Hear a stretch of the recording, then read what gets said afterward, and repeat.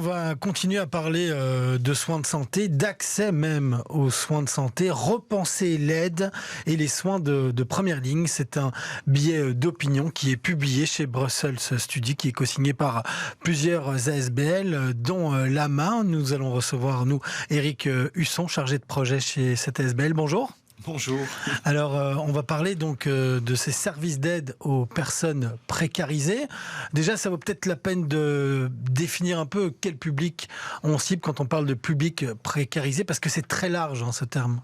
Oui, tout à fait. Donc, les auteurs du papier, en fait, travaillent dans des services qui accompagnent des personnes en situation de rue, donc des sans-abri, des usagers de drogue, des travailleurs du sexe ou des travailleuses du sexe, des personnes migrantes, exilées. Donc voilà, on est quand même dans un public qui est fortement fragilisé, qui cumule des vulnérabilités, qui vit souvent en rue.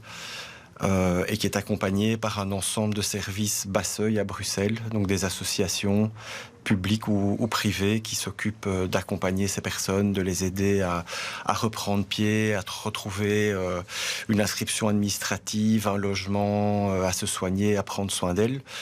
Donc voilà, ça c'est en gros le périmètre de notre activité, du public avec lequel on travaille.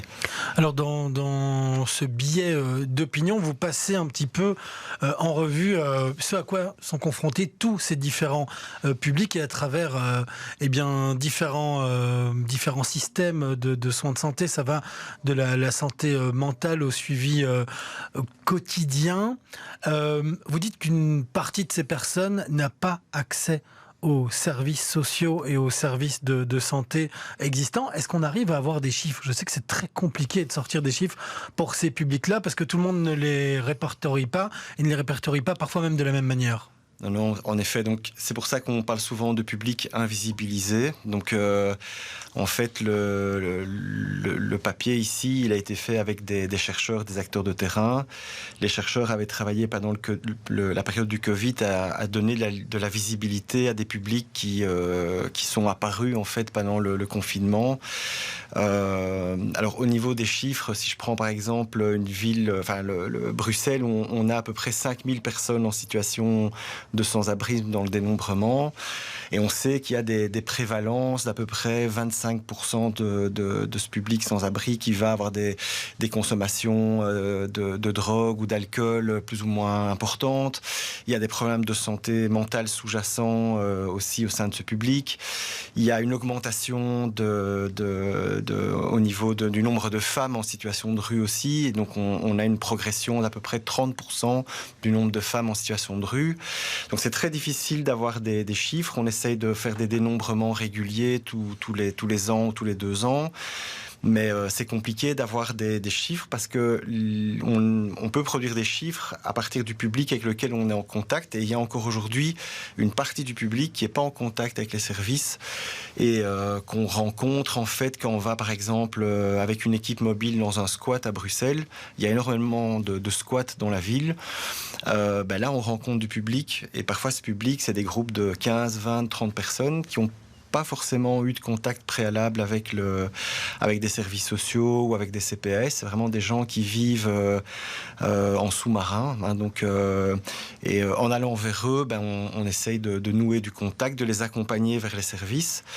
Et c'est vrai que pour revenir à ce que vous disiez sur l'accessibilité, donc on est à Bruxelles, le gouvernement bruxellois a décidé de mettre en place un plan, le plan social santé intégré, donc qui est vraiment un plan ambitieux, qui est en train de se construire, qui est à l'œuvre, qui a des objectifs très ambitieux aussi du côté de l'accessibilité, du côté de repenser les territoires, de resubdiviser la ville dans des bassins de santé. Donc c'est à la fois un plan ambitieux, et c'est un plan qui va venir challenger aussi la capacité du système de santé à toucher tous les publics.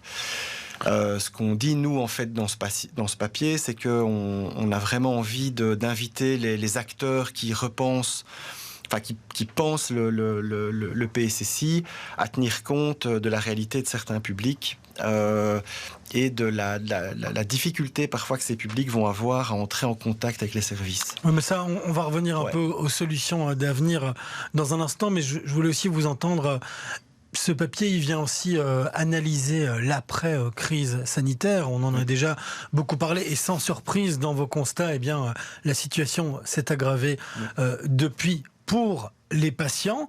Mais vous dites aussi que la crise sociale et sanitaire, elle a changé la façon de voir les choses des travailleurs de terrain, et notamment ça les force de manière relativement régulière à transgresser des règles. Est-ce que vous savez nous donner des exemples concrets de votre quotidien où vous vous êtes obligé d'entraver la règle ?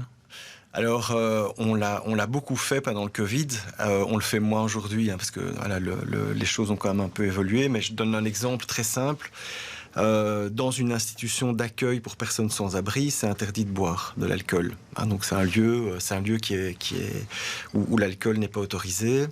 Et en fait, pendant la période de confinement, beaucoup de services se sont posé la question, pas seulement en Belgique, à Bruxelles, mais dans d'autres villes aussi, se sont posé la question, à un moment donné, de dire, bon, si on interdit l'alcool ici, les gens vont sortir, alors que les gens sont censés être à l'intérieur pour se protéger, pour protéger les autres. Et donc, il y a des règles qui ont été transgressées, en fait, au nom de la santé publique à ce moment-là, et il y a des services qui ont autorisé l'alcool, qui ont organisé la consommation d'alcool dans les maisons d'accueil ou dans les lieux d'accueil. Et en fait, on s'est rendu compte que ça pouvait être une bonne idée aussi, parce que ça permettait aux gens de consommer autrement, d'envisager leur rapport à l'alcool différemment aussi, de boire moins seul, de boire de manière plus socialisée, d'échanger autour du moment de consommation d'alcool, de réguler la consommation tout au long de la journée. Je prends l'exemple d'un sans-abri qui veut arriver dans un abri de nuit où on ne peut pas boire. Avant de passer la porte de l'abri, il va vider sa bouteille. Et donc le risque, évidemment, c'est qu'une heure après, il se passe un accident. Tandis que s'il arrive dans un lieu où il sait qu'il va pouvoir ventiler sa consommation à un certain moment, il va envisager ça autrement. Donc, ces petites transgressions-là, elles ont été, elles ont été faites pendant une période particulière. Mais on voit aujourd'hui qu'il y a derrière ces moments-là une réflexion plus profonde qui s'installe. Et je sais aujourd'hui qu'il y a des collègues à Bruxelles, il y a des gros services d'accueil à Bruxelles qui réfléchissent à cette question-là. Je pense par exemple aux collègues du New SAMU Social, c'est des éléments qui les questionnent parce que les dispositifs parisiens ont maintenu des dispositifs où la consommation d'alcool est cadrée. Mais pour rester dans cette thématique et s'intéresser à la santé mentale, mais de manière générale, parfois cette méconnaissance de la complexité de ces publics précarisés. Vous donnez un exemple d'une personne que vous appelez Marlène, je ne sais pas si c'est un prénom d'emprunt ou si c'est réellement son prénom, quelqu'un qui est dans une situation de dépression et qui va se retrouver à rencontrer un psychiatre et elle va être, entre guillemets, prise en charge que pour ses problèmes d'assuétude et on va mettre tout là-dessus avec, au final, une seule personne qui l'aura rencontré, qui aura posé un diagnostic. Oui, tout à fait. Donc c'est un des paradoxes de l'offre en fait du social santé à Bruxelles. Elle est construite en silo.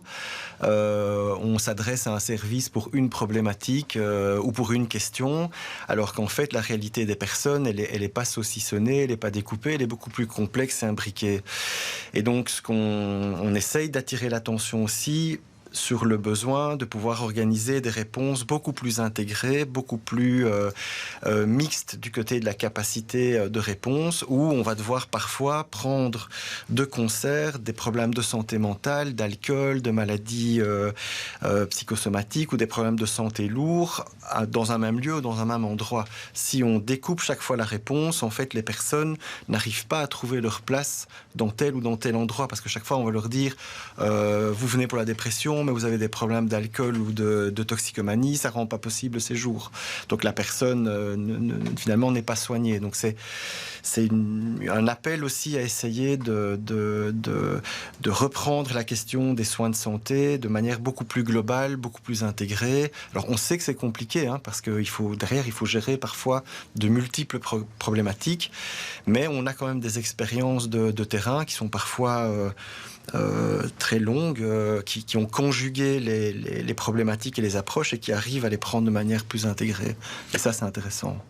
Et malheureusement, on va manquer de temps pour cette conclusion, mais je vais vous citer dans cette étude, vous allez me dire si ça vous va comme conclusion, justement, du temps, c'est ce que vous demandez comme solution, du temps, des moyens, mais aussi une capacité à piloter le changement. Vous êtes quand même optimiste pour qu'on arrive à trouver des solutions.